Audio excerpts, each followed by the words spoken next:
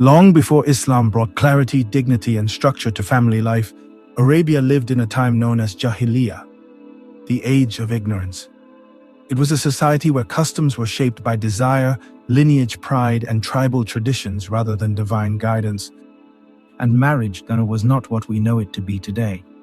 One day, Aisha, may Allah be pleased with her, the wife of the Prophet Muhammad, peace and blessings be upon him, explained to Urwa ibn az-Zubair that 4 different forms of marriage existed during that era.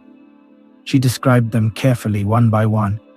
She said, the first type, a familiar marriage. The first type was surprisingly close to what we recognize today. A man would approach a guardian and respectfully ask for a woman's hand in marriage. A dowry would be agreed upon. The marriage would be announced, and the couple would live together as husband and wife. This form, though rare among other Arabians, already carried dignity and responsibility. And this, Aisha explained, was the only type of marriage Islam later approved. The second type, seeking noble blood. The second type was strange and troubling. After a woman completed her monthly cycle, her husband would tell her, "Go to such and such man." He would then distance himself from her completely. Why? Because that man was considered of strong lineage or noble traits. The husband hoped that through him, a child of superior blood would be born. Once pregnancy became clear, the husband would return to his wife and treat the child as his own. This arrangement was known as al-Istibdāʿ. Lineage mattered more than morality. The third type, multiple men, one child. The third type of marriage involved a small group of men. Less than 10 men would assemble and enter upon a woman, and all of them would associate with the same woman.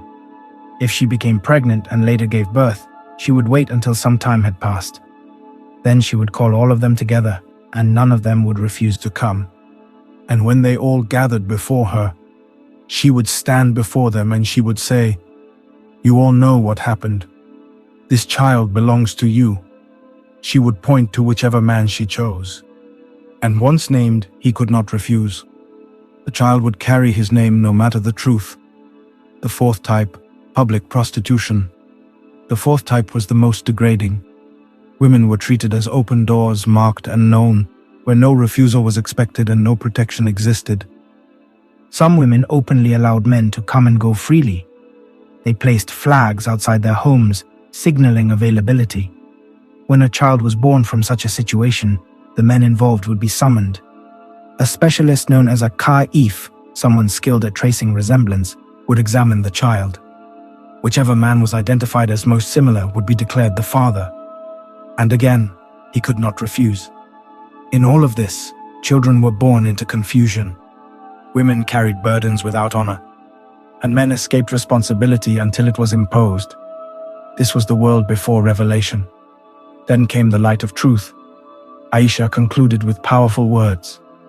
But when Allah sent Prophet Muhammad, peace and blessings be upon him, with the truth, everything changed. All these forms of marriage, all the confusion, all the injustice, all the loss of dignity were completely abolished. Islam preserved only one form, a clear marriage, with consent, with responsibility, with lineage protected, with honor for women, with clarity for children. What was once chaos became structure. What was once darkness became light. And marriage was restored to what it was always meant to be. Islam didn't invent marriage. It rescued it. Islam did not restrict people to burden them. It protected them from themselves. It protected women from being used. It protected children from being lost. It protected society from collapsing under desire without limits. When Allah sets boundaries, it is not to take joy away, it is to preserve honor, mercy, and peace. O Allah, we thank you for guiding humanity out of darkness into light. O Allah, protect our marriages from corruption. Protect our homes from confusion. Protect our children's lineage and honor. Make our relationships halal, pure and pleasing to you. Do not return us to ignorance after you have guided us. And send peace and blessings upon Muhammad, the one who restored dignity to families and clarity to humanity. Ameen. Stay tuned for more Islamic reminders.